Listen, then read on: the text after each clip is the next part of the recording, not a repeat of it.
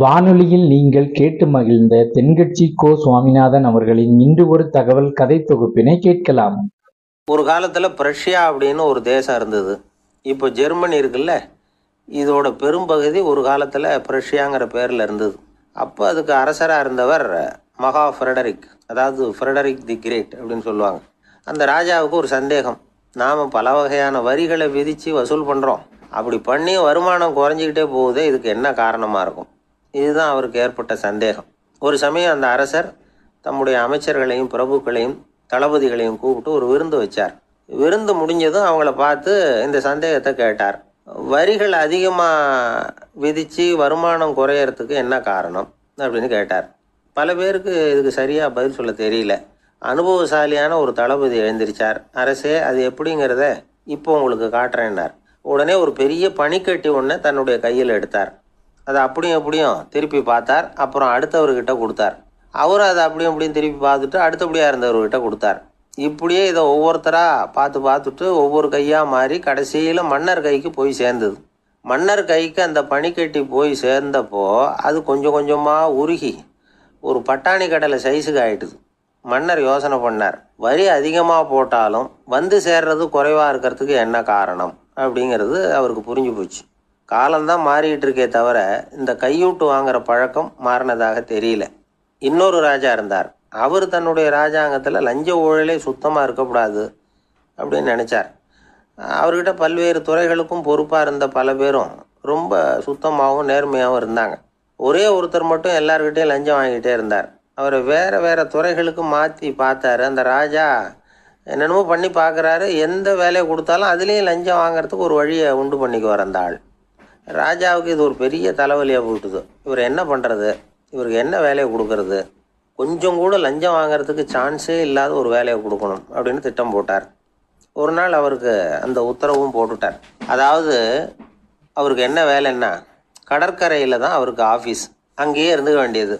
தினமும் எத்தனை கடல் அலை கரையில் வந்து மோதுது அப்படிங்கிறத கணக்கெடுத்து ராஜாவுக்கு தெரிவிக்க வேண்டியது. இதுதான் அவருக்கு வேலை. பேசாமல் அலையை எண்ணிட்டு உட்காந்துருக்கிட்டோம், அப்போவாவது அவர் லஞ்சம் வாங்குகிற சந்தர்ப்பம் இல்லாமல் போயிடும் அவருக்கு அப்படின்னு நினச்சார் ராஜா. இந்த ஆள் கடற்கரைக்கு போய் டியூட்டியில் ஜாயின் பண்ணிக்கிட்டார். ஒரே மாதத்தில் அங்கே சொந்தமாக ஒரு பிரம்மாண்டமான மாளிகை கட்டி விட்டார். ராஜாவுக்கு இது பெரிய ஆச்சரியமாக போச்சு. அலையை என்ற வேலையில் அந்த ஆள் எப்படி பணம் சம்பாதிச்சார் அப்படின்னு விசாரித்து பார்த்தார் அக்கம் பக்கத்தில்.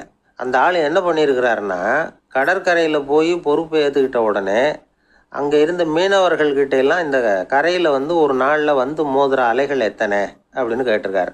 அது எப்படிங்க தெரியும்னு இருக்காங்க அவங்க. தினமும் அந்த எண்ணிக்கை தெரியணும். நம்ம ராஜாவுக்கு தினமும் அறிக்கை அனுப்பணும், டெய்லி ரிப்போர்ட்டு. தவறுனா நீங்கள் இந்த கடலில் போய் மீன் பிடிக்கிறதுக்கு ராஜாவோட அனுமதி கிடைக்காது அப்படின்ட்டுருக்காரு. உடனே மீனவர்களும் பயந்து போட்டாங்க. கடலுக்கு போகிறதுக்கு அனுமதி இல்லைன்னா பட்டினி கிடக்கிறது மாதிரி ஆகிடுமே. மெதுவாக அந்த ஆளுகிட்ட போனாங்க. கதோட கதை சொன்னாங்க. ஐயா, எங்களால் வந்து கடல் அலையை வந்து எண்ண முடியாது. தினமும் எங்களால் முடிஞ்சதை உங்களுக்கு பணமாக கொடுத்துட்றோம். நீங்கள் தான் ராஜா கிட்ட சிபாரிசு பண்ணி நாங்கள் தொடர்ந்து மீன் பிடிக்கிறதுக்கு அனுமதி வாங்கி கொடுக்கணும் அப்படின்னு வேண்டிக்கிட்டாங்க. பணம் தினமும் வந்து சேர ஆரம்பிச்சுட்டுது. பதவியில் மற்ற பதவியோட இந்த பதவி எவ்வளவோ மேல் அப்படின்னு நினச்சிட்டான் அந்த ஆள். அது மட்டும் இல்லை, தயவு பண்ணி என்னை இந்த இடத்த விட்டு மாற்றி விடாதீங்க சார் அப்படின்னு வேற கேட்க ஆரம்பிச்சிட்டானா. ஜப்பானில் உள்ள ஒரு புத்த விகாரை, அங்கே ஒரு வயசான பௌத்த குரு தங்கியிருக்கிறார். ஒரு நாள் ராத்திரி கடுமையான குளிர், அவரால் தாங்க முடியல. பார்த்தார், மரத்தில் செஞ்ச புத்த சிற்பங்கள் அங்கே நிறைய இருந்தது. அதில் ஒன்றை எடுத்து அதுக்கு தீ மூட்டி அந்த நெருப்பில் குளிர் காஞ்சிக்கிட்டு இருக்கிறார். மர சிற்பம் தீ வச்சதும் படபடன்னு வெடிக்க ஆரம்பிச்சுட்டுது. அந்த சத்தத்தை கேட்டதும் அந்த புத்த விகாரையின் குருக்கள் வெளியில் ஓடி வந்தார். இவர் ஆனந்தமாக குளிர் காஞ்சிக்கிட்டு இருக்கிறார். அவரால் பொறுத்துக்க முடியல. தெருவில் தெரிஞ்சுக்கிட்டு இருந்த அந்த பெரியவரை இங்கே தங்க அனுமதித்ததே அவர் தான். இவர் இப்படி பண்ணுறாருன்னு நினச்சிக்கிட்டே அவரை கோபமாக பார்த்தார். ஏன் இப்படி கோபமாக பார்க்குறீங்க, இப்படி வந்து உட்காருங்க அப்படிங்கிறாரு இவர். அவருக்கு இன்னமும் கோபம் வந்துட்டுது. எங்கள் கடவுளை வந்து எரிச்சுட்டிங்களே அப்படின்னு சத்தம் போட்டாராம். அப்படியா அப்படின்னு கேட்டுக்கிட்டே அந்த சாம்பலை கிளறினார் இவர். என்ன செய்கிறீங்கன்னு கேட்டிருக்காரு அவர்.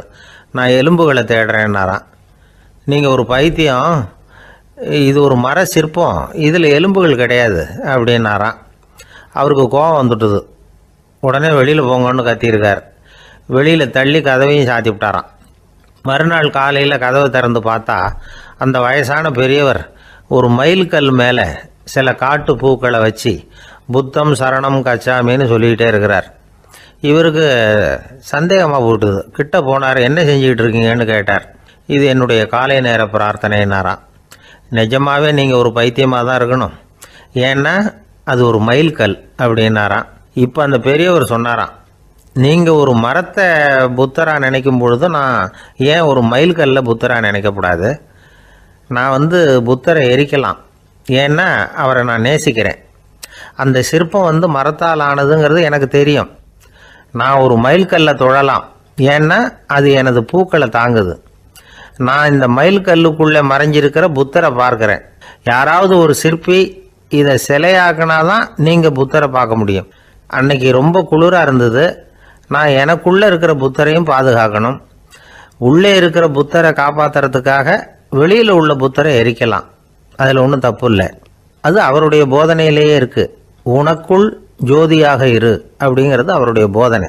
என்னுடைய புத்தர் குளிரில் நடுங்கிட்டு இருந்தார். அந்த மர சிற்பங்கள் வெயில் மழையில் உணர்ச்சி இல்லாமல் இருந்தது, அதனால் அப்படி பண்ணினேன். ஆனால் நீங்கள் என்ன பண்ணீங்க? நான் ஒரு மர புத்தரை எரிச்சதுக்காக உயிருள்ள புத்தரை வெளியில் தள்ளி கதவை சாத்தினீங்க அப்படின்னாராம் அந்த பெரியவர். உண்மையான பக்திங்கிறது இதுதான். அதாவது உனக்குள் ஜோதியாக இரு அப்படின்னு புத்தர் சொன்னார் இல்லையா, அது மாதிரி தனக்குள் ஜோதியாக இருக்கிற இந்த காலத்து ஆசாமிகள் நிறைய பேர் உண்டு. எப்பவும் போதையிலேயே இருக்கிறவங்க.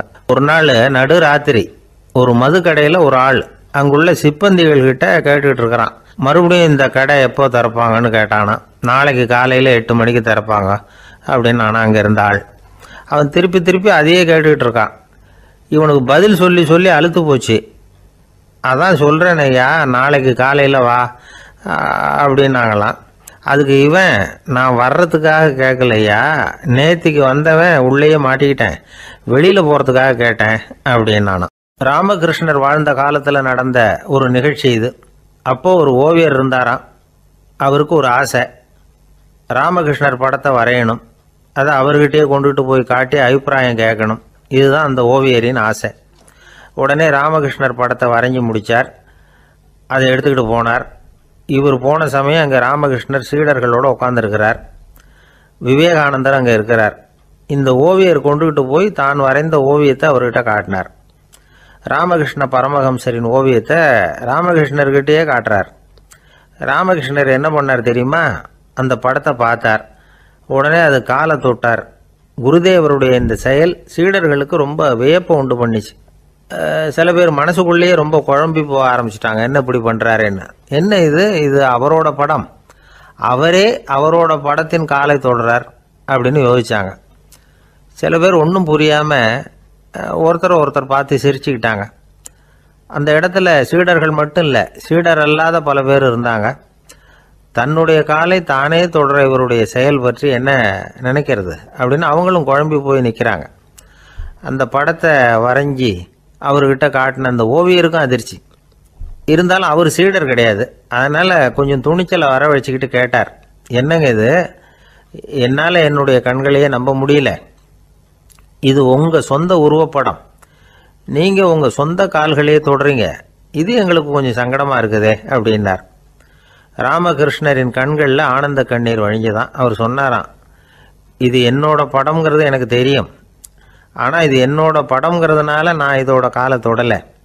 நீ என்னுடைய சமாதி நிலையை இந்த படத்தில் படம் பிடிச்சி காட்டியிருக்கிற, அதனால் அதோட காலை தொடறேன். சமாதி நிலையில் யார் இருந்தாலும், அது என்னுடைய படமாக இருந்தாலும் சரி அல்லது வேறு யாருடைய படமாக இருந்தாலும் சரி, படம் யாருதுங்கிறது முக்கியம் இல்லை.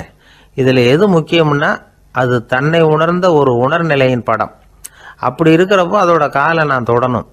அதுக்கு நீங்கள் எல்லாரும் ஏன் சங்கடப்படுறீங்கன்னு எனக்கு தெரியல அப்படின்னாராம். இப்போ தான் அங்கே இருந்த சீடர்களுக்கும் மற்றவங்களுக்கும் விவரம் புரிஞ்சுதான். இதுக்கு முன்னாடி யாரும் செய்யாததை இவர் செஞ்சிருக்கிறார், ஆனால் அவருடைய காரணம் ரொம்ப நியாயமானது அப்படிங்கிறத உணர்ந்தாங்களாம். இதுவரைக்கும் ஆன்மீகத்தில் சமாதி நிலை, அதாவது தன்னை உணர்ந்த நிலை பற்றி புரிஞ்சுக்கிட்டோம். இல்லறத்தில் ஏற்படக்கூடிய சமாதி நிலை பற்றி உங்களுக்கு தெரியுமா? ஒரு அம்மா டாக்டர்கிட்ட சொன்னாங்களாம், டாக்டர், என் வீட்டுக்காரருக்கு உடம்புல ஏதோ கோளாறுன்னு நினைக்கிறேன், நான் எவ்வளவு நேரம் பேசினாலும் காதில் விழாத மாதிரி உட்கார்ந்துருக்கிறார் அப்படின்னு ஆகலாம். அதுக்கு அந்த டாக்டர் சொன்னாராம், அம்மா அது உடம்பு கோளாறு இல்லை, அது ஒரு பெரிய திறமை அப்படின்னா. ஒரு பெரிய நினைவு மண்டபம், அதுக்கு முன்னாடி ஒரு அப்பாவும் பிள்ளையும் நின்றுக்கிட்டு இருக்கிறாங்க. அந்த வழியாக போகிறவங்க வர்றவங்கெல்லாம் அந்த இடத்துல நின்று அது என்ன மண்டபம் அப்படின்னு விசாரிக்க ஆரம்பித்தாங்க. அந்த அப்பாவும் பிள்ளையும் தான் வர்றவங்களுக்கெல்லாம் விவரம் சொல்லிகிட்டு இருக்கிறாங்க. அதாவது இந்த இடத்துல ஒரு பெரிய மகான் சமாதி ஆயிருக்கார், அவர் சமாதியான இடத்துல இந்த நினைவு மண்டபத்தை கட்டியிருக்கிறோம் அப்படின்னாங்க. ஊர் பூரா இந்த செய்தி பரவிச்சு. நிறைய பேர் அந்த இடத்த தேடி வர ஆரம்பித்தாங்க.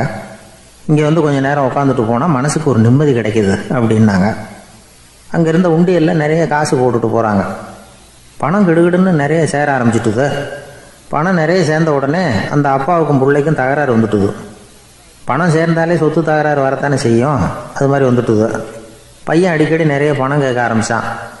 அப்பா பார்த்தார், யோசனை பண்ணார், ஒரு முடிவுக்கு வந்தார்.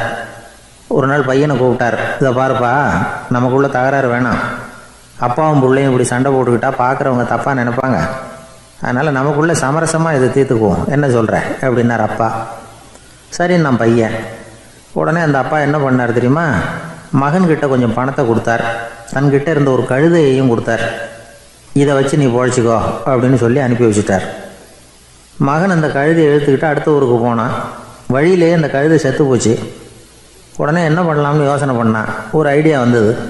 அந்த கழுதையை ஒரு சாலை ஓரமாக புதைச்சான். கையில் இருந்த பணத்தை வச்சு அந்த இடத்துல ஒரு கல் மண்டபம் கட்டினான். அந்த வழியாக 2 பேர் வந்தாங்க. இது என்ன மண்டபம்னு விசாரித்தாங்க. இந்த இடத்துல ஒரு பெரிய மகான் சமாதி ஆயிருக்கிறார் அப்படின்னா. இந்த செய்தி ஊர் பூரா பரவ ஆரம்பிச்சிட்டுது. நிறைய பேர் வந்து போக ஆரம்பித்தாங்க. இங்கே வந்தால் மனசுக்கு ஒரு பெரிய நிம்மதி கிடைக்குது அப்படின்னு வேற சொல்ல ஆரம்பித்தாங்க. வர வர கூட்டம் அதிகமாக வர ஆரம்பிச்சிட்டுது. உண்டியலில் பணம் நிறைய சேர்ந்துட்டுது. நகையெல்லாம் கூட கழட்டி காணிக்கையாக போட ஆரம்பிச்சிட்டாங்க. அப்பாவை விட மகன் பெரிய ஆளாயிட்டான். இதை கேள்விப்பட்டார் அப்பா. பையனை பார்த்துட்டு வரலாம்னு ஒரு நாள் புறப்பட்டு வந்தார். பையன் ஓஹோன்னு இருக்கிறான். பங்களா, காரு எல்லாம் வந்துட்டுது. எப்படிடா இந்த அளவுக்கு ஆனே அப்படின்னு விசாரித்தார். அப்பா, எல்லாம் உங்கள் ஆசீர்வாதம் தான், நீங்கள் கொடுத்த மூலதனத்தை வச்சு தான் இவ்வளவும் சம்பாதிச்சேன் அப்படின்னு நான் பையன். அது எப்படிறான்னு விசாரித்தார். அப்பா, நீங்கள் ஒரு கழுதை குட்டியும் கொஞ்சம் பணமும் என்கிட்ட கொடுத்து அனுப்பி வச்சிங்க, அதை எடுத்துக்கிட்டு வந்தேன். வர்ற வழியில் அந்த கழுதை செத்து போச்சு. உடனே யோசனை பண்ணேன், அந்த கழுதையை இந்த இடத்துல புதைச்சேன். கையில் இருந்த பணத்தை வச்சு மண்டபம் கட்டினேன். மகான் ஒருத்தர் சமாதி ஆயிருக்கார் அப்படின்னு வதந்தியை கிளப்பி விட்டேன். ஜனங்கள்லாம் ஏமாந்து போய் காசை கொண்டாந்து போட ஆரம்பிச்சிட்டாங்க. நான் பொழைச்சிக்கிட்டு இருக்கிறேன் அப்படின்னா.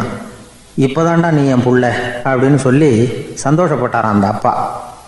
ஏன் அப்படி சொல்கிறீங்கன்னு கேட்டிருக்கான் பையன். கழுதை குட்டியை புதைச்சி மண்டபம் கட்டியிருக்கிற நீ, ஏற்கனவே நம்ம ஊரில் நாம் கட்டியிருக்கிறோமே மண்டபம், அது இந்த கழுதையோட அம்மாவை புதைச்ச இடம். மகான் சமாதி ஆயிருக்காருன்னு நானும் சும்மா கப்ஸாக தான் விட்டுக்கிட்டு இருக்கேன் அப்படின்னாரான் அப்பா. முட்டாள் ஜனங்களை நினச்சி அந்த 2 பேரும் சத்தம் போட்டு சிரிச்சாங்களாம். மனுஷன் ஏமாத்துறது ரொம்ப சுலபம். என் கூட படித்த ஒருத்தன் திடீர்னு ஒரு நாள் எல்லாருக்கும் அருள் வாக்கு சொல்ல ஆரம்பிச்சிட்டான். அவன் ஒரு ஆஃபீஸ்லேயும் வேலை பார்க்குறான். ஆஃபீஸில் உள்ளவங்கள்லாம் அவங்ககிட்ட வந்து அருள் வாக்கு கேட்குறது வழக்கம். ஒரு நாள் நான் அவன் முன்னாடி போய் உட்காந்து பேசிக்கிட்டு இருந்தேன். அப்போ அதே ஆஃபீஸில் வேலை பார்க்குற ஒருத்தர் அவங்ககிட்ட வந்து, சுவாமி, என் மேஜையில் வச்சுருந்த பேனா திடீர்னு காணாமல் போட்டுது, அது திரும்ப கிடைக்குமா எனக்கு அப்படின்னு கேட்டார். இவன் கண்ணை உருட்டி பார்த்துட்டு, அது உனக்கு கிடைக்காது, புதுசாக வேற ஒன்று வாங்கிக்கப்போ அப்படின்னா. சரின்னு அவர் போயிட்டார். அவர் போனதுக்கப்புறம் நான் மெதுவாக இவனை பார்த்து, அது எப்படிறா அது உனக்கு கிடைக்காதுன்னு அவ்வளோ உறுதியாக அவர்கிட்ட சொன்னேன் அப்படின்னு கேட்டேன். இவன் மெதுவாக என் காதுகிட்ட வந்து, அந்த பேனாவை கிளப்புனதே நான் தான் அப்படிங்கிறான். கடற்கரை ஓரமாக ஒரு பெரியவர் கையால் மணலை கீறிக்கிட்டே உட்காந்துருக்கிறார். என்னத்தையும் தேடிட்டு இருக்கிறது மாதிரி தெரிஞ்சுது. மெதுவாக கிட்டத்தில் போய், என்னத்தை தேடிட்டு இருக்கிறீங்க அப்படின்னு கேட்டோம். அவரு சாவகாசமா நிமிர்ந்து பார்த்து, நிம்மதியை தேடிட்டு இருக்கிறேன்னார். நாங்கள் ஒரு மாதிரி ஆயிட்டோம். இருந்தாலும் சமாளிச்சுக்கிட்டு, சார், மணல்ல வந்து கிழிஞ்சல் தான் கிடைக்கும், நிம்மதி கிடைக்காது அப்படின்னோம். சரி, இன்னைக்கு வசமா நம்ம கிட்ட ஒரு ஆள் மாட்டிக்கிட்டார் அப்படின்னு நினைச்சு அவர் பக்கமா போய் உட்காந்துக்கிட்டு கதை சொல்ல ஆரம்பிச்சிட்டோம். ஒரு பெரிய மன்னர் இருந்தார். அவருக்கு எல்லா வசதியும் இருந்தது. இருந்தாலும் ஒரே ஒரு குறை. அது என்னன்னா, நிம்மதி இல்லைங்கிற குறை. அரண்மனையில தினமும் கலை நிகழ்ச்சி, நாட்டியம் எல்லாம் நடந்துகிட்டு தான் இருந்தது. இருந்தாலும் நிம்மதி இல்லை. சரி, நிம்மதி எங்க கிடைக்கும் அப்படின்னு தேட ஆரம்பிச்சார். உடனே அதுக்கான முயற்சிகள்ல தீவிரமா இறங்கினார். நாட்டில் உள்ள தத்துவ மேதைகளை எல்லாம் கூப்பிட்டுட்டு வர சொன்னார். எல்லாரும் வந்து சேர்ந்தாங்க. அவங்கள பார்த்து நிம்மதி எங்க இருக்குது அப்படின்னு விசாரிச்சார். அவங்களுக்கு அது தெரிஞ்சா ஏன் இப்படி ராஜா முன்னாடி வந்து நின்றுட்டு இருக்க போறாங்க? ராஜாவோட கேள்விக்கு ஒவ்வொருத்தரும் ஒவ்வொரு மாதிரி விளக்கம் கொடுக்க ஆரம்பிச்சிட்டாங்க. எந்த பதிலும் ராஜாவுக்கு திருப்தி அளிக்கக்கூடிய அளவுக்கு இல்லை. சரி, போயிட்டு வாங்கன்னு சொல்லி அவங்கள எல்லாம் அனுப்பி வச்சுட்டார். ஒரு நாள் அவர் மாளிகையில உப்பருகையில நின்றுட்டு இருக்கிறார். அந்த சமயத்துல தெருவில் ஒரு பிச்சைக்காரன் ரொம்ப உல்லாசமா பாட்டு பாடிக்கிட்டே போயிட்டு இருக்கிறான். குரல்ல ஒரு சந்தோஷம், நடையில ஒரு மிடுக்கு. அவன்கிட்ட கொஞ்சம் கூட கவலை இருக்கிறதா தெரியல. உடனே ராஜா அதை பார்த்தார். ஏவலாளிகளை வந்து கைதட்டி கூப்பிட்டார். உடனே ஓடி போய் அந்த பிச்சைக்காரனை இங்க அழைச்சிட்டு வாங்கன்னு உத்தரவு போட்டார். இவங்க உடனே ஓடி போய் அவனை கூப்பிட்டாங்க. அரண்மனைக்கு வாழ்ந்தாங்க. அவன் வரல. அரண்மனைக்குள்ள அடி எடுத்து வைக்க மாட்டேன்னு சொல்லிவிட்டான். ராஜா கிட்ட வந்து விஷயத்தை சொன்னாங்க. அவருக்கு ரொம்ப ஆச்சரியம், இப்படி ஒரு ஆள் இருக்கிறானா அப்படின்னு. சரி, அவன் என்னதான் சொல்றான் அப்படின்னு விசாரிச்சார். இவன் மறுபடியும் தெருவுக்கு போய் கேட்டாங்க. என்னை பார்க்கணும்னா ராஜா விருப்பப்பட்டாருன்னா அவரை வேணும்னா இங்க வர சொல்லுங்க அப்படின்னு சொல்லிவிட்டான். அதை வந்து ராஜா கிட்ட சொன்னாங்க. அவருக்கு கோபம் வரல. இவ்வளவு சுதந்திர உணர்வோடு இருக்கிறவன் சாதாரண ஆளா இருக்க முடியாது அப்படின்னு நினைச்சார். உடனே கிடுகிடுன்னு இறங்கி தெருவுக்கு வந்தார். பிச்சைக்காரங்கிட்ட போனார். நீ கவலைப்படாம சந்தோஷமா பாடிட்டு போறியே, அது எப்படி முடியுது உன்னால அப்படின்னு கேட்டார். ஏன் அப்படி கேக்குறீங்கன்னு அவன், அதுக்கு இல்ல, எனக்கு அரண்மனையில எவ்வளவோ சுகபோகங்கள்லாம் இருக்கு, இருந்தாலும் நிம்மதி இல்ல. இது ஏன்னு எனக்கு தெரியல. இந்த தேசத்துல உள்ள அறிஞர்களை எல்லாம் கூப்பிட்டு கேட்டு பார்த்துட்டேன், அவங்களுக்கும் தெரியல. உன்னை கேட்டா தெரியும்னு நினைச்சேன், அதனாலதான் சந்திக்கிறதுக்கு ஆசைப்பட்டேன். ஆனா நீ வரமாட்டேன்னுட்டியே அப்படின்னார். பிச்சைக்காரன் கடகடன்னு சிரிக்க ஆரம்பிச்சுட்டான். மகிழ்ச்சிக்கும் உங்களுக்கும் தடையா இருக்கிறது இந்த மாளிகை தான். இதை விட்டுட்டு வெளியில வந்துட்டா நிம்மதி தேடிட்டு வந்துடும்னா. நான் அரசன், எனக்குன்னு கடமைகள் இருக்கு, அதையெல்லாம் விட்டுட்டு எப்படி வர முடியும்னார் ராஜா. ரெண்டும் ஒரே நேரத்துல கிடைக்கணுங்கிறது முடியாத காரியம். உங்க சுகபோகத்துக்கு விலையாதான் உங்க நிம்மதியை கொடுத்துக்கிட்டு இருக்கிறீங்க. என்ன பாருங்க, என்கிட்ட எதுவும் இல்லை, அதனால எதுவும் போயிடுமோங்கிற பயமும் இல்லை, நிம்மதியா இருக்கிறேன் அப்படின்னா அவன். ராஜா உடனே சந்தோஷப்பட்டு தன்னுடைய மேலங்கியை எடுத்து அவனுக்கு பரிசா கொடுத்தாரான். அவன் சிரிச்சுக்கிட்டே அதை வாங்க மாட்டேன்னு விட்டானான். இதை நீங்க எனக்கு கொடுக்கறதுனால எந்த பயனும் இல்லை, அதே நேரத்துல அதை வாங்கிட்டேன்னா அடுத்த வினாடியிலிருந்து அதை எப்படி காப்பாத்துறதுங்கிற கவலை எனக்கு வந்து சேர்ந்துடும், அப்புறம் தூக்கம் வராது, நிம்மதி போயிடும் அப்படின்னானா. சொல்லிவிட்டு அவன் பாட்டுக்கு சந்தோஷமா பாடிக்கிட்டே போயிட்டான். நிம்மதி எங்க இருக்குங்கிறதையும் ராஜா தெரிஞ்சுக்கிட்டார். அந்த இடத்துக்கு தன்னால போக முடியாதுங்கிறதையும் அவர் புரிஞ்சுக்கிட்டார். இப்படி இந்த கதைய அந்த கடற்கரையில மணலை கீறிக்கிட்டே உட்கார்ந்துருந்தார அந்த பெரியவர்கிட்ட சொல்லி முடிச்சோம். அவர் முகத்துல ஒரு தெளிவு தெரிஞ்சது. எங்களை நிமிர்ந்து பார்த்தார்.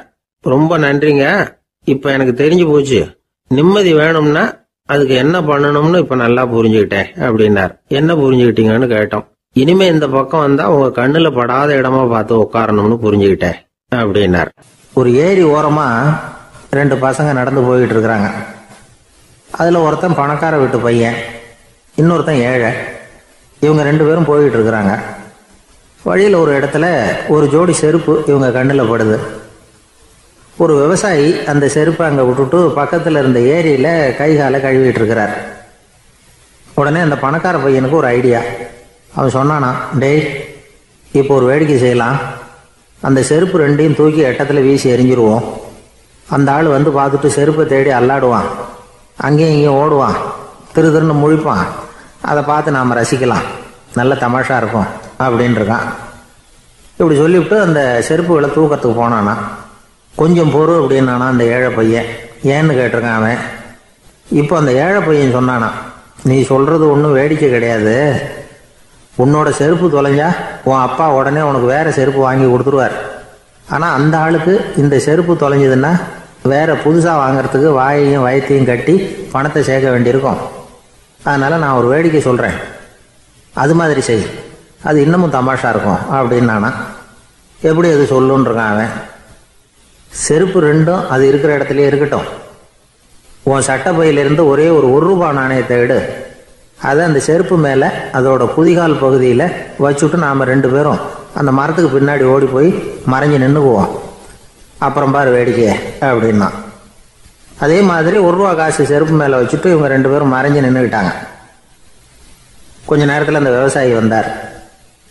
காலில் உள்ள மண்ணை தட்டிவிட்டு செருப்பை மாட்டுறதுக்காக போனார். அங்கிருந்த காசு கண்ணில் போட்டுட்டுது. அவருக்கு ஆச்சரியமாக போச்சு. அதை கையில் எடுத்து பார்க்குறார். 4 பக்கமும் திரும்பி திரும்பி பார்க்குறார், யார் இதை வச்சிருப்பான்னு. கடைசியில் ஆகாயத்தை பார்க்குறார். ஆண்டவா, இது உன்னோட கருணை தான். நீ தான் யாரோ புண்ணியவான் மனசில் தர்மம் பண்ணுற எண்ணத்தை உண்டாக்கி இருக்கிற. அந்த புண்ணியவான் நல்லா இருக்கணும் அப்படின்னு வாழ்த்தி அந்த காசை கண்ணில் ஒத்திக்கிட்டாராம். மறைஞ்சிருந்து பார்த்துக்கிட்டு இருந்த ஏழை பையன் இப்படி சொன்னான், பாத்தியா, உன்னை புண்ணியவான்னு வாழ்த்தி விட்டு போகிறார் அந்த ஆள். அவருக்கும் சந்தோஷம், அதை பார்த்து நமக்கும் சந்தோஷம். உனக்கு 1 ரூபாங்கிறது ஒரு பெரிய விஷயம் இல்லை, ஆனால் அதனால் நமக்கு கிடைச்சிருக்கிற மகிழ்ச்சி ரொம்ப உயர்வானது அப்படின்னு நானும். வேடிக்கையும் கிண்டலும் இது மாதிரி அடுத்தவங்களுக்கு இடைஞ்சலாக இல்லாமல் இருக்கணும் அப்படிங்கிறார் கலைவாணர். ஆனால் பாருங்கள், அவருக்கே இடைஞ்சலாக வர்ற விஷயங்களை கூட அவர் வேடிக்கையாக தான் எடுத்துக்கிட்டாராம். ஒரு தடவை ஒருத்தர் கலைவாணர்கிட்ட வந்து, ஐயா, என் குழந்தை செத்து போச்சு அப்படின்னு சொல்லி அழுதாராம். உடனே இவர் அவருக்கு 100 ரூபா பணத்தை கொடுத்து, இந்தாங்க அடக்கம் செய்யுங்க அப்படின்னு சொல்லி அனுப்பி வச்சாராம். 1 வருஷம் கழித்து மறுபடியும் அதே ஆள் வந்திருக்கார். இவர் மறந்துருப்பாருங்கிற நினைப்புல, அண்ணே என் குழந்தை இறந்து போச்சுண்ணே அப்படின்னாராம். இவர் மறுபடியும் 100 ரூபா கொடுத்து ஆறுதல் சொல்லி அனுப்பி வச்சாராம். 7-8 மாதம் கழித்து மறுபடியும் அதே ஆள் வந்திருக்கார்.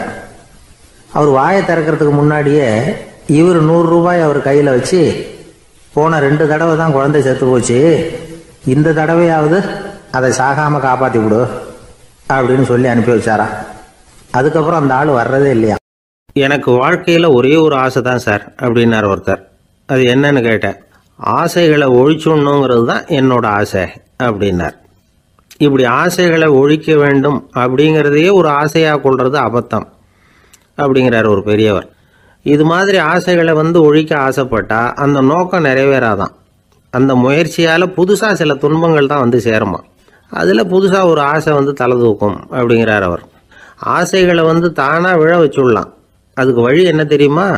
எந்த ஒரு ஆசையையுமே பூரணமாக நிறைவேற்றி கொள்ள முடியாதுங்கிறத உணரணும். அதை உணர்ந்தால் ஆசைகள் தானாக விழுந்துடும். அதை விட்டுட்டு ஆசைகளை விட்டுடணுங்கிறதையே ஒரு ஆசையாக வச்சுக்கிட்டு அதுக்காக கடுமையாக முயற்சிகளையும் செஞ்சுக்கிட்டு, நான் ஆசைகளை விட்டுட்டு ஞானோதயம் அடையிறதுக்கு கடுமையாக முயற்சி பண்ணிகிட்டு இருக்கிறேன் சார் அப்படின்னு சொல்லிக்கிட்டு இருந்தால் எந்த காலத்துலேயும் ஞானோதயம் வரப்போகிறதில்லை. அதுக்கு பதிலாக துன்பந்தான் சேரும் அப்படிங்கிறது அவரோட கருத்து. எந்த ஒரு ஆசையையும் பூரணமாக நிறைவேற்றி கொள்ள முடியாது அப்படிங்கிறத உணரணும். ஒரு ராஜா, அவர் மனசில் அமைதி இல்லை, எப்பவும் கஷ்டப்பட்டுக்கிட்டே இருந்தார். இந்த துன்பத்தை போக்குறதுக்கு பல வழிகளில் என்னென்னமோ முயற்சியெல்லாம் பண்ணி பார்த்தார், ஒன்றும் சரியாக வரல. கடைசியாக ஒரு காரியம் பண்ணார். அதாவது ஒரு வேதாந்தியை தேடிட்டு போனார். அவரை பார்த்து கேட்டார், ஐயா, என்னுடைய துன்பங்கள்லேருந்து நான் விடுபடணும், அதுக்கு சுலபமாக ஏதாவது ஒரு வழி இருந்தால் சொல்லுங்களேன் அப்படின்னு கேட்டுக்கிட்டார். அதுக்கு அந்த வேதாந்தி சொன்னார், அதுக்கு ஒரு வழி சொல்கிறேன், அது மாதிரி செய். அதாவது உன்னுடைய ராஜ்யத்துக்குள்ள போதுங்கிற மனசோட வாழ்கிற ஒருத்தனை கண்டுபிடிக்கணும். அப்படி கண்டுபிடிச்சி அவனுடைய சட்டையை வாங்கி நீ போட்டுக்கணும். அப்படி போட்டுக்கிட்டா உன்னுடைய துன்பம் தீர்ந்துடும் அப்படின்னார். உடனே ராஜாவுக்கு ரொம்ப மகிழ்ச்சி. அரண்மனையில் இருந்த அத்தனை பேரையும் ஆளுக்கு ஒரு பக்கமாக அனுப்புனார், தேட சொன்னார். போதுங்கிற மனசுடைய ஒருத்தனை கண்டுபிடிச்சி கொண்டுகிட்டு வாங்க அப்படின்னார். எங்கெங்கேயோ தேடி கடைசியாக ஒரு ஆளை கண்டுபிடிச்சாங்க. அவன் போதுங்கிற மனசோடு இருக்கிறவன் தான். ஆனால் அவன்கிட்ட சட்டை எதுவும் இல்லை. இடையில கட்டியிருக்கிற துண்டே போதுங்கிற மனசோடு அவன் வாழ்ந்துக்கிட்டு இருக்கிறான். சட்டை இருந்தாவில் ராஜா வாங்கி மாட்டிக்க முடியும். அந்த வேதாந்தி ஏன் அப்படி சொன்னாருங்கிறதுக்கான அர்த்தம் இப்போ தான் ராஜாவுக்கு புரிஞ்சுதான். இது வரைக்கும் சொன்னதெல்லாம் ஞான மார்க்கத்தை தேடிக்கிட்டுறவனுக்கான உள்ள தகவல். இப்போ இன்னைக்கு இளைஞர்கள் இதை கேட்டுவிட்டு நமக்கு ஆசையே வேணாம் அப்படின்னு முடிவு பண்ணிவிட்டா வாழ்க்கையில் முன்னேறவே முடியாது. நம்முடைய முயற்சிக்கு ஆசை தான் தூண்டுகோல். அதனால் இந்த ஆசையையும் அந்த ஆசையையும் போட்டு குழப்பிக்கக்கூடாது. ஆனால் ஒன்று, பேராசை நமக்கு தேவையில்லை. நாம் படுற ஆசையிலேயும் ஒரு நியாயம் இருக்கணும். ஏன்னா நம்மளில் சில பேர், நீங்கள் தான் சார் சொன்னீங்க, அதனால தான் ஆசைப்பட்டேன், அரை தான் கிடச்சிது மிச்சம் அப்படிம்பாங்க கன்னத்தை தடவிக்கிட்டே. அதனால் இப்போல்லாம் எந்த தகவலை சொன்னாலும் ரொம்ப எச்சரிக்கையாக இருக்க வேண்டியிருக்குது. ஒரு ஆள் ஒரு கடை வச்சு வியாபாரம் பண்ணிக்கிட்டு இருந்தான். அவனுக்கு ரொம்ப பேராசை, நிறைய பணம் சேர்க்கணும்னு. திடீர்னு ஒரு நாள் அவனுக்கு உடம்பு ரொம்ப சுகம் இல்லாமல் போயிட்டுது. இனிமேல் பிழைக்கிறது கஷ்டங்கிற நிலைமை. மரணப்படுகையில் இருக்கிறான். சொந்தக்காரங்கள்லாம் சுற்றி உட்காந்துருக்குறாங்க. இவன் மெதுவாக கண்ணை திறந்து பார்க்குறான். என் வீட்டுக்காரி எங்கேன்னா, இதோ இருக்கேன் அப்படின்னாங்க அந்த அம்மா. பசங்கள்லாம் எங்கேங்கிறான். இதோ பக்கத்தில் தான் நின்றுக்கிட்டு இருக்கிறோங்கிறாங்க. பொண்ணுங்க எங்கேங்கிறான். எல்லாம் இங்கே தான் இருக்கிறோம் அப்படிங்கிறாங்க. எல்லாம் இங்கே தான் பக்கத்தில் தான் இருக்கோம், நீங்கள் கவலைப்படாதீங்கன்னு சொல்கிறாங்க எல்லாம். அவன் மெதுவாக கஷ்டப்பட்டு வாயை திறந்து அட பாவிங்களா, எல்லாரும் இங்க இருந்தா அங்க கடையை யாரு கவனிக்கிறது அப்படின்னு. ஒரு ரயில் வேகமா போயிட்டு இருக்கு. அது ஒரு ரயில்வே ஸ்டேஷன்ல கொஞ்ச நேரம் நின்னுது. அப்போ அதுல ஒரு ஆள் ஏறினார். தலையில ஒரு மூட்டையை வச்சிருந்தார். மூட்டையை தலையில சுமந்துக்கிட்டே உள்ள வந்தாரு. மூட்டையை தலையில சுமந்துக்கிட்டே ஒரு இடத்துல உட்கார்ந்தார். ரயில் மறுபடியும் புறப்பட்டது. இவர் தன் தலையில இருந்த மூட்டையை கீழே இறக்கி வைக்கணும்ல, வைக்கல, சுமந்துக்கிட்டே வர்றார். எதிரில் உட்காந்துருந்தவர் கேட்டார், ஏங்க ஏன் இப்படியே உட்காந்துருக்குறீங்க தலையில மூட்டையை வச்சுக்கிட்டு? மூட்டையை கீழே இறக்கி வைக்கலாமே அப்படின்னார்.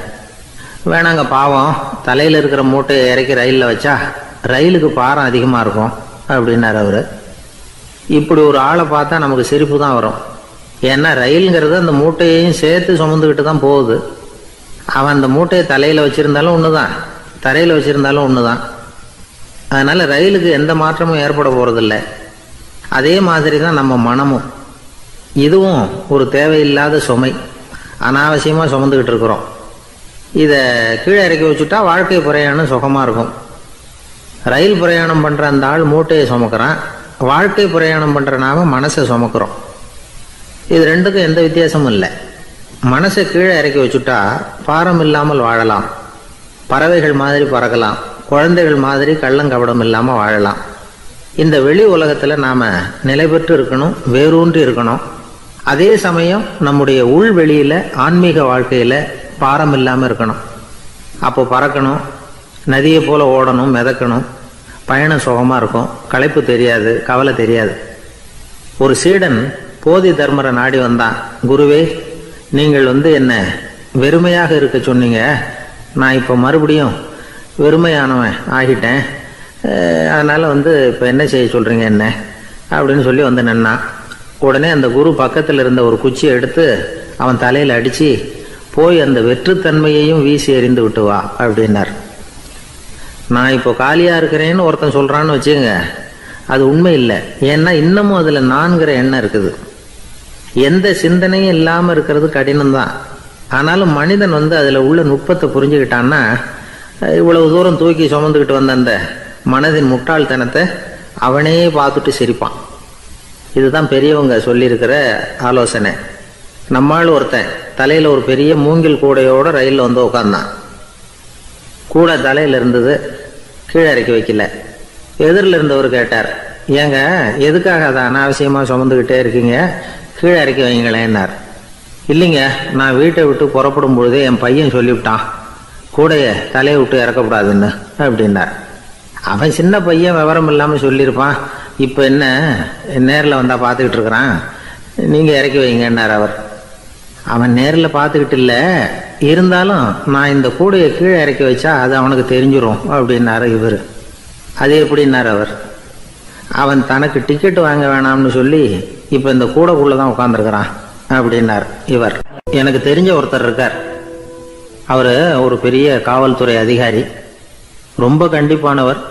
அவரை கண்டாவே எல்லாரும் பயப்படுவாங்க. அப்படிப்பட்டவர் வீட்டுக்கு போனால் அப்படியே அடியோடு மாறிடுவார். அங்கே போய் பார்த்தீங்கன்னா குழந்தைகளோட குழந்தையா அவர் விளையாடிக்கிட்டு இருப்பார். அலுவலக சமயத்தில் பார்த்தீங்கன்னா குதிரை முதுகில் அவர் உட்காந்துருப்பார். வீட்டில் பார்த்தீங்கன்னா அவர் முதுகில் குழந்தை உட்காந்துருக்கும். அவர் குதிரை மாதிரி போயிட்டு இருப்பார். இது எப்படிங்க முடியுது உங்களால் அப்படின்னு கேட்டாங்க. அது ஒன்றும் இல்லை, இங்கே வீட்டுக்கு வந்த உடனே என்னோட மனசை தனியாக எடுத்து வச்சிருவேன் அப்படின்னார். அது என்னங்க உங்கள் சட்டப்பையிலையா இருக்குது மனசு, அது தனியாக எடுத்து வைக்கிறதுக்கு அப்படின்னு கேட்டாங்க. அப்படி இல்லைங்க, இது ஒரு பயிற்சி, மனப்பயிற்சி, அவ்வளவுதான் அப்படின்னார். இப்படி சமயம் பார்த்து மனசை தனியாக வச்சுவிட தெரிஞ்சவங்க வாழ்க்கையில் எப்பவும் உற்சாகமாக இருப்பாங்க அப்படிங்கிறது பெரியவங்க கருத்து.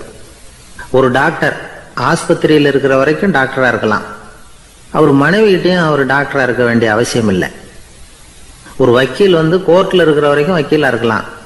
வீட்டுக்கு வந்ததுக்கு அப்புறமும் வக்கீலாக இருக்க வேண்டிய அவசியம் கிடையாது. வீட்டில் குழந்தைகள்கிட்ட விளையாடும் பொழுதும் அதுகள்கிட்ட ஃபீஸு கேட்டுக்கிட்டு இருக்கக்கூடாது. நாம் எப்படி இருக்கணும்னு பெரியவங்க சொல்கிறாங்கன்னா, மனசோட சேரக்கூடாதான். அப்படி சேராமல் வாழ்க்கையை கவனிக்கணுமா. மனசை அப்படியே தனியாக எடுத்து பக்கத்தில் வச்சுடணும். அப்படின்னா அது அப்படியே தூக்கி எறிஞ்சுடு அப்படின்னு அர்த்தம் இல்லை. ஏன்னா மனசுங்கிறது நமக்கு உபயோகப்படக்கூடிய ஒன்று தான். எப்போ எப்போ அது தேவையோ அப்பப்போ எடுத்து உபயோகப்படுத்திக்கணும். தேவைப்படுறப்போ எடுத்து கண்ணாடியை மாட்டிக்கிறோம்ல, படிக்கும் பொழுது கண்ணாடி தேவைப்படுது, எடுத்து மாட்டிக்கிறோம் இல்லையா? அது மாதிரி கணக்கு போடுறதுக்கு மனசு தேவை. கடைக்கு போய் ஒரு பொருள் வாங்குகிறோம், காசு கொடுக்குறோம், மீதி சில்லறை சரியாக இருக்கா அப்படின்னு எண்ணி பார்த்து வாங்க வேண்டியிருக்கு. அந்த சமயத்தில் மனசை எடுத்து தனியாக வச்சுட்டேன் அப்படின்னு சொல்லிட்டு இருக்கக்கூடாது. பரீட்சைக்கு படிக்க வேண்டியிருக்குது, படித்ததையெல்லாம் அப்படியே நினைவில் வச்சுக்க வேண்டியிருக்கு. அந்த சமயத்தில் மனசை தூக்கி எறிஞ்சுட்டேன் சார் அப்படின்னு சொல்லிட்டு இருக்கக்கூடாது. அப்படி சொன்னால் பரீட்சை நம்மளை தூக்கி எறிஞ்சிடும். அதனால் தேவைப்படுறப்போ மனசை உபயோகப்படுத்தணும், தேவையில்லாதப்போ அதை தனியாக ஓய்வு எடுத்துக்க விட்டுடணும். இப்படி நாம் பழக்கப்படுத்திக்கிட்டா வாழ்க்கைங்கிறது நமக்கு புதுசாக தெரியுமா. மனசுக்கும் ஒரு சக்தி கிடைக்கும். எந்திரங்களுக்கு ஓய்வு கொடுக்குற மாதிரி மனசுக்கும் ஓய்வு கொடுக்கணும், இல்லைன்னா அது களைச்சி போயிடும். குழந்தைகள் மனசை சுமந்துக்கிட்டு இருக்கிறது இல்லை. இது முதியவர்கள் குழந்தைகள்கிட்டே இருந்து கற்றுக்க வேண்டிய ஒரு பாடம். ஆனாலும் இந்த கால குழந்தைகள்கிட்ட ரொம்ப எச்சரிக்கையாக இருக்க வேண்டியிருக்கு. ஒரு தாத்தாவும் பேரனும் விளையாடிக்கிட்டு இருக்கிறாங்க. தாத்தா, எனக்கு சைக்கிள் ஓட்ட கற்றுக் கொடு அப்படிங்கிறான் பேரன். சைக்கிள் உயரம் கூட இல்லை, அதுக்குள்ளே சைக்கிள் ஓட்டணுமா அப்படின்னார் தாத்தா. ஏன் தாத்தா, ரயில் ஓட்டுறாரு, அவர் என்ன ரயில் நீளமாக இருக்கார்?